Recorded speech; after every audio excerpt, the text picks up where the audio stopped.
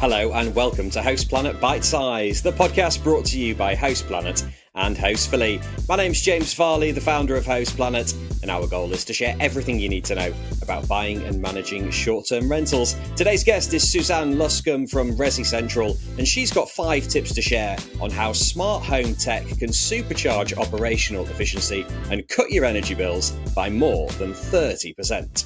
Okay, real talk now for all you hosts out there. You know that moment when your guest messages you again with, "Hey, what's the Wi-Fi code?" Or you're staring at 5 different calendars, wondering if you've accidentally double booked the cottage. Yes, we've all been there. That's why here at Host Planet, we recommend Hostfully. It's basically your rentals control center. It handles bookings across all the big platforms, syncs your calendars to ensure there are no double bookings, automates guest messages, and even creates these really slick digital guidebooks that stop all the repeat questions. Honestly, it just makes your life easier and keeps your guests happier, helping you achieve those all-important 5-star reviews. And here is a little bonus. If you're a Host Planet listener, you can get $500 off onboarding for Hostfully's property management software and 30% off digital guidebooks for life. Just hit the link in the show notes and use the codes PLANET500 for the PMS and Host Planet GB for the guidebooks. And if you'd like a proper walkthrough, there's also a link to book a demo with Frank Bosey from Hostfully. He will show you how it all works. Less stress, more bookings, sorted with Hostfully.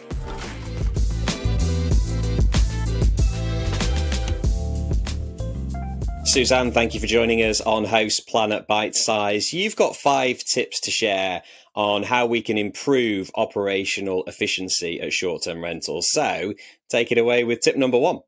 Tip number 1, really look at how you can save money, but avoid any issues with guest comfort.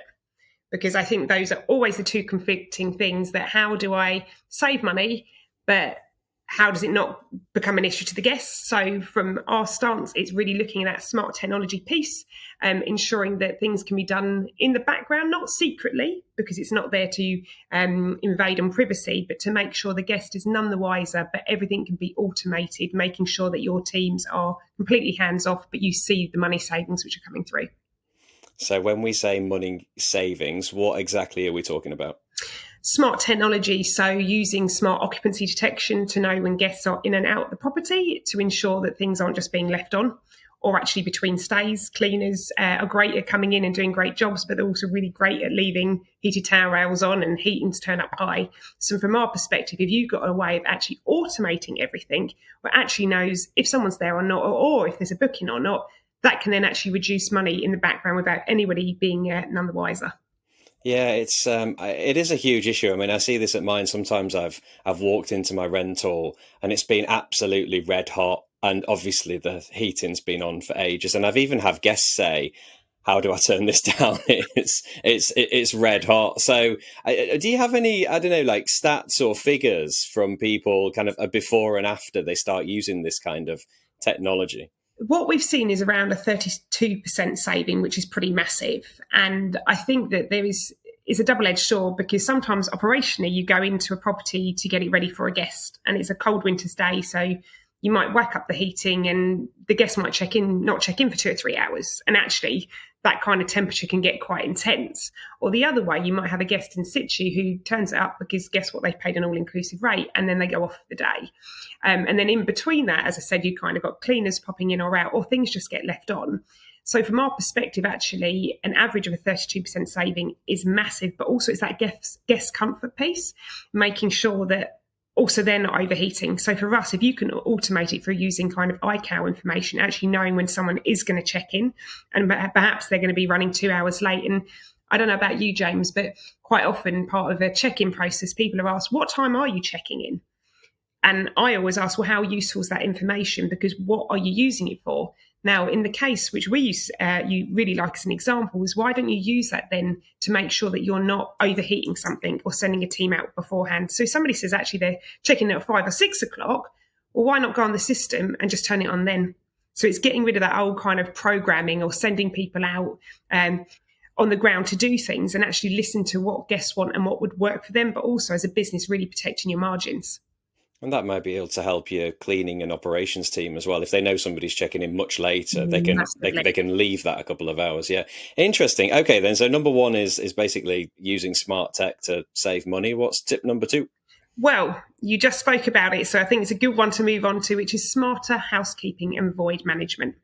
I think a lot of the businesses that we're involved with, especially some of the bigger hotels and apart hotels, as well as obviously individual property management companies, what we tend to see is the housekeeping is done on the routine of someone's checking in at 3 o'clock and they're checking out at 11. Well, that's not always the case. Actually, somebody can check out early.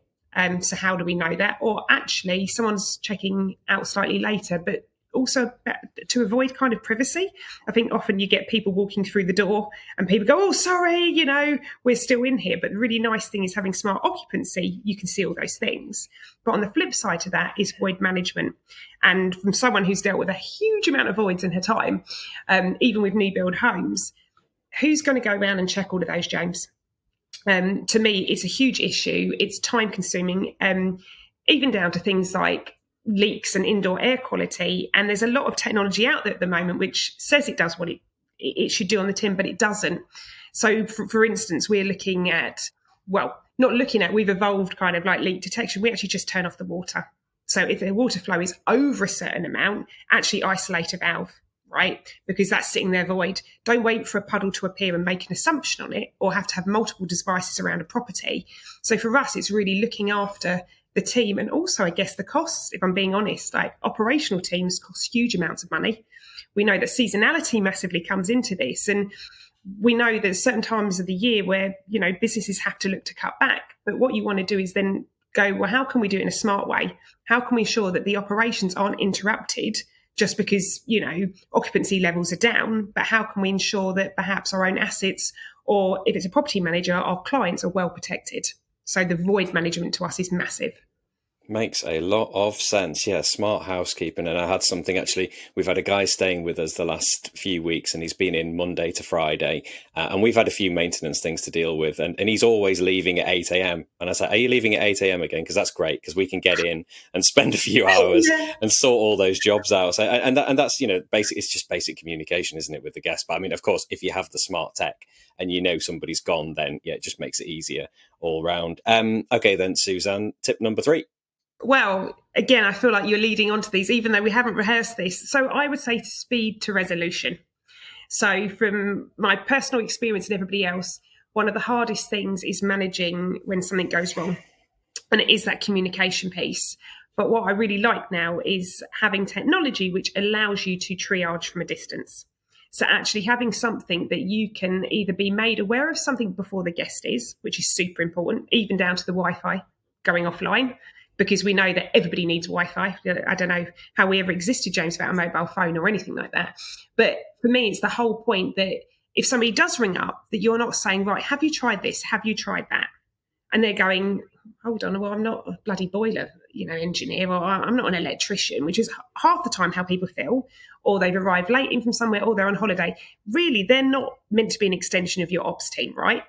But the other point to is that quite often I found that you could tell them what to do, but they don't feel confident in doing it. So from our perspective, if you can end up with a really good platform that you can dive into, where you can actually either be made aware before you've touched the dashboard that something's wrong, or you can actually say, well, I know that the boiler is on. I know that the temperature is this. You can then actually triage from a distance. And the other part is cost again, James, which I have to keep coming back to, and you'll know this. Every time you send somebody out from that operational team to check a boiler, and it ends up being, well, guess what? I don't know, the levels in the boiler needed topping up, or guess what? A fuse is spurred in the box. Those call-out charges cost a lot of money, and especially property managers, they have to put that bill to someone. So what we really like is having the advantage of triaging from a distance, and then that way really cutting back those charges. And also the guest's super happy, right? They go, oh, so how you can tell that? And we can go, oh, but you can test it. Oh, actually, the living room light does work. But how amazing to be able to say, we can do it from a distance. Oh, actually, we know this really is an issue. We'll come now, or we'll get that dealt with for you.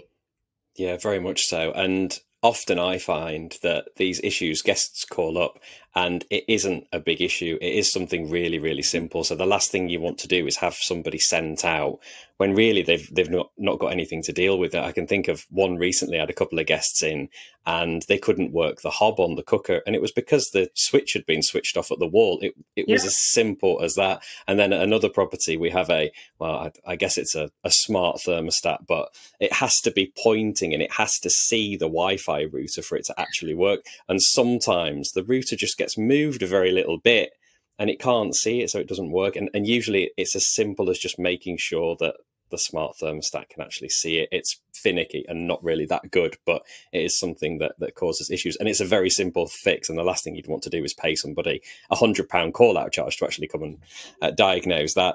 All right, then, Suzanne, number 4. Number 4, data, but not distraction off of dashboards.